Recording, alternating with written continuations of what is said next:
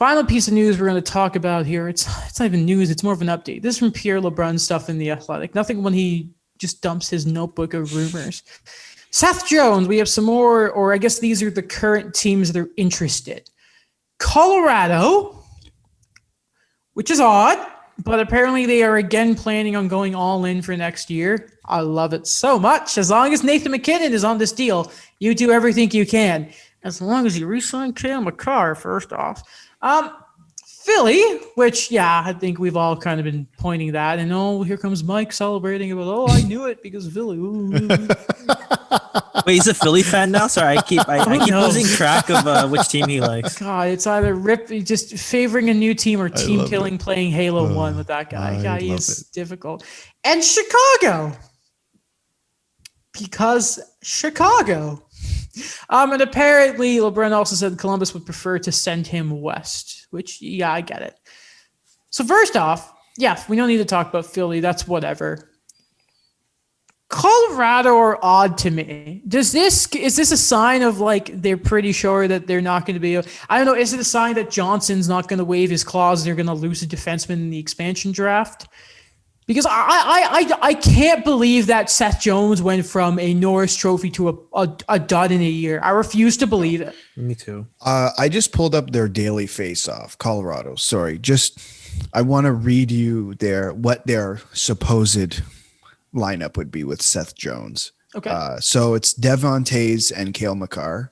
Gross. Ryan Graves and Samuel Girard. Gross. Right now it is Patrick Nemeth and Connor Timmins. So let's just assume Boehm Byram is not part of that deal. Mm-hmm. It would be Boehm Byram and Seth Jones. We looked at Tampa's D and said, wow, Eric Cernak or David Savard as your third pairing defenseman. Having Seth Jones as your second or third pairing guy is just as ridiculous, if not more. By the way, Eric Johnson, whatever he's up to, because no offense, and I know you were a fan of him, Daniel. Patrick Nemeth, not great. There were some games versus Vegas where I forgot to, but I wanted to text you. Did I think there was a giveaway he had, and I think it was one of the games in Vegas where it was a complete pizza. It was amazing. It led to a Vegas goal. I remember thinking, Patrick Nemeth. Yes. Patrick Nemeth. The guy on my trade deadline bait list. Yes. Yes. I wouldn't be surprised if Eric Johnson is part of a Seth Jones trade. Columbus just takes the money to get another asset. Yeah, but he has to waive. Is he going to want? Oh, he has to waive it. Yeah, he's got the clause. Man, that's a big. That was they signed him at a time when Colorado was pretty bare in terms of the defenseman. It was going to be him, and it was what was it? It was him, Barry, and him, Barry. And, let me check. Yeah, check. Man, they're gonna. I think maybe yours is a little more realistic in terms of they're probably anticipating they're losing somebody, unless they go that route that we did, which was 4-4, which is possible, but it's just you're gonna lose Andre Burakovsky, you're gonna lose Nazem Kadri or whoever, which I just don't think that's possible. I think losing a defenseman and then saying, okay, we're going to replace that defenseman with Seth Jones and we'll give up assets because we have them.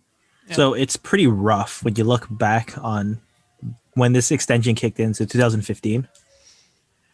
And it was when Patrick Wallace was the coach, and their other defensemen were, you were right, Tyson Barrie, 53 points in 80 games. Yeah, that's Tyson Barrie. Yeah. It was Nick Holden, Jan Heda, Brad Stewart, and I'm gonna say his name wrong, but Nate Goonan. Nate Goonan. And that's all, folks. You know about that. So so did Chicago just look at Nikita Zadorov and not saw what everyone else saw and decide, so what we actually want is Seth Jones? And what are they going to give up to get him? Lundstrom. Yeah, I don't know. Probably, I don't know. I'm trying to think. Like maybe one of the defensive prospects in like their first, and then like someone else. Anybody but Adam Bodqvist. Like, Yeah, it'd be like a Nikolai don't know. Baudin or like an Alex Vlasic or Ian Mitchell. like here's the difference between the Colorado situation and Chicago situation before we get to Chicago. It is extremely assumed then if he gets traded to Colorado, he is there for 1 year and 1 year only. I don't think that should be the mentality of the Chicago Blackhawks. And I don't think you make that trade unless you know you can sign that extension. Yeah. Like, imagine saying, yeah, we will take Seth Jones for a year. What good does that do? Even if they get Taves back next year, I mean, no, they still don't have. I don't know. Yeah, like if you can get the extension, it makes sense because they need defensemen. Right. But if you're on a proper path here, the smart thing to do would be you frickin' stand fast and develop your defensemen because you're going to have to give, as we're going to talk about, you're going to have to give up one of those young guys to get Jones. Like if you're Columbus, you want a defenseman back. You know what? If I'm Chicago, and this is just my opinion, if I'm going after a defenseman, and my understanding is like almost every team called Dougie Hamilton's agent, I would be more interested in going after Dougie Hamilton because you don't have to give up any asset. Like all you're giving up is cap space. That's it. And he's, Dougie freaking Hamilton. Even if Seth Jones is normal Seth Jones, Dougie Hamilton is still better. Defensively, especially. Yes. He actually gets the consistent Norris nomination. Offensive too. I think he's just better overall. What did they say about Dougie? That he's the best one-timing defenseman in the league? Like, I don't think he's ever dropped below 10 goals or something. He's wicked. Well, depending on who you ask, he might just be a one-dimensional defenseman. So. Like, come on. Okay, first off, that's most defensemen nowadays. Right. You know how rare an actual defenseman who can skate is nowadays? Who would you rather have, Tyson Barrie or Dougie Hamilton? This is the discussion. Yeah, this was the discussion on Twitter. Really? Yeah, a couple weeks ago. What was this, like 6 years ago? Recently? Maybe 3 weeks ago, max. I don't get it. My goodness. I don't get it. There's just a referendum on this guy. It makes zero sense. He's a good defenseman. On who? Both of them? Yeah. Well, I think Dougie is the advance. It's very strange. It is I think every hockey man technically loves Dougie. I mean, loves Seth Jones, but the analytics are clearly saying that they don't like what Seth Jones did this year, and Dougie is clearly the best all around. But the hockey men hate Dougie Hamilton for some reason, besides the museum stuff, which was completely stupid. That's what it is Dougie Hamilton is the perfect analytics debate, even if your eye test, he's freaking gross. Yeah. It's so weird to me. That's why I'm really worried that there aren't going to be enough teams that really value that guy, and then he gets screwed on his deal. Like I really and I don't know, maybe that's what Carolina are betting on. People have been talking about maybe it's a strategic thing. I don't want to see a player that it's rare that we've seen in back-to-back years. It looks like two such premium defensemen are hitting the market, like first Pietrangelo and now Dougie. I want Dougie to get the deal. I'm happy for Dougie. Yeah, well, we'll see what happens. Like it will be.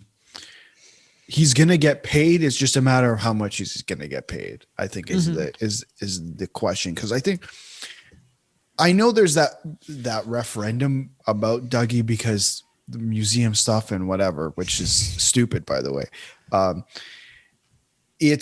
You have to acknowledge that he is a great defenseman and probably one of the best that in the league at the moment.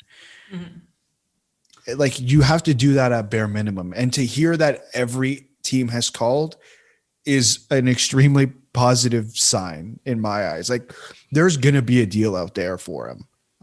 If he wants to take it, then man, take it.